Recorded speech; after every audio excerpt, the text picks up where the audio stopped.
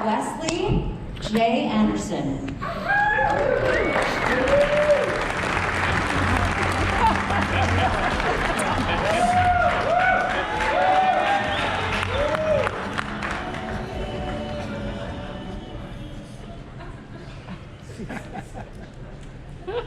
You know, it's pretty simple. I get hundreds of calls, and there's one Nick Ayers in my life. This is about how life goes in a call. Hey Wes, where are you from? I'm very clear with them. I'm from Utah. I know in their head that they're thinking, this guy must be a skier. Truth is, all my wives don't like to ski.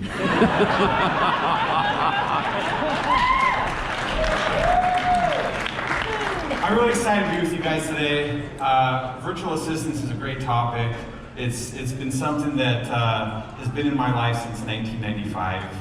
The goal of a virtual assistant to me is, if I can get a virtual assistant, I want them to create more time for those of who I love. With my singular one wife, or the record show, one wife.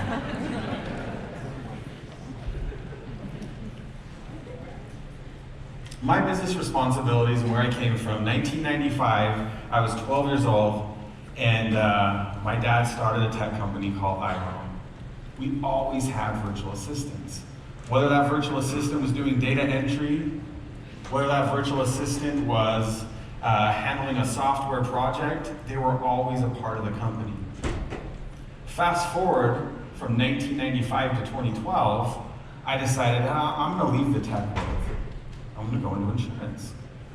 Started my first insurance agency, and when I went to some of these other insurance agency owners and talked about virtual assistants, they kicked me square in the nuts. So for 3 years I didn't use them. And let me tell you how those 3 years went. Because those 3 years, if we talk about weight, I was 170 pounds when I started. I capped out at a good 236. So let me tell you what that did to my life.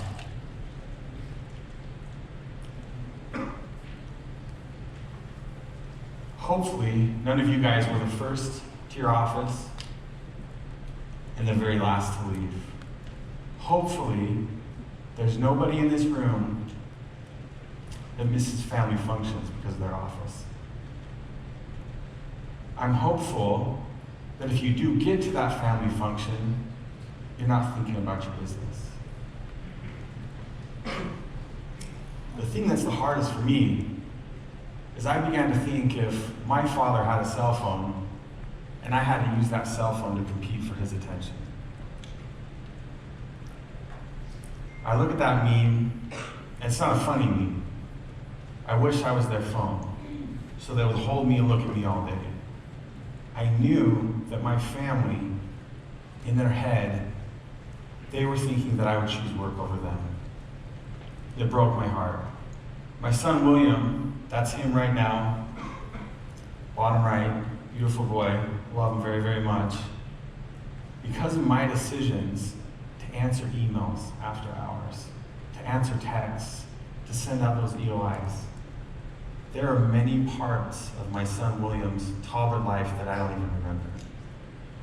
I knew there was a problem. I went back to my dad and he said, get yourself some virtual assistants. Before you get a virtual assistant, you need to know why you're doing and what's going to happen. You don't go in and don't get in a features arm race. What can a virtual assistant do? You got to build a foundation before you can get to the what can a virtual assistant do. The first thing you got to realize is security is key. How many data breaches are happening nowadays? How many businesses are going under or getting a bad rep because their data is breached? Security is key.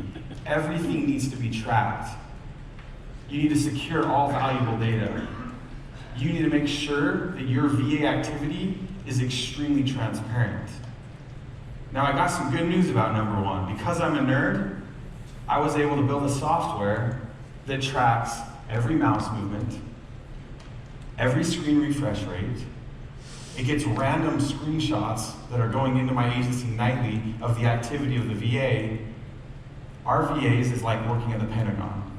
It is extremely secure. I nerded out huge on that software. Number 2 is communication. Inter-office communication is so very vital. We use a program called Slack. It's free. Slack, you know what it is by its acronym. It's a searchable log of all communication and knowledge. That's what Slack does. It creates a virtual environment. Your VA is now in your office. The second thing is a VoIP phone system. I need to be able to hit extension 106 and get right on the phone with my virtual assistant. It's gotta be quick. I can't be waiting. So VoIP phone systems are very mandatory. Number 3, you gotta give them some instruction. And I got in caps lock analysis paralysis. I can't tell you how many insurance agents I spoke with that make this hard. Write your instruction on a freaking napkin. That works. In the tech world, we call it MVP, drop the MVP, minimal viable product. When have you seen the first version of a phone that was of any value? They always progress. Drop the MVP on your instruction. What we use is Slack plus Google Docs. So we write in Google Docs when we're doing something. If I have a staff member that's quoting, she writes it down in Google Docs, and then she pairs that with Slack. It's all free, works great.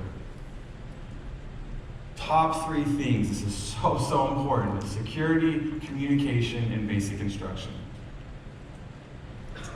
It's not practical to go into a restaurant and see the chef working as the head waiter and also being the dishwasher.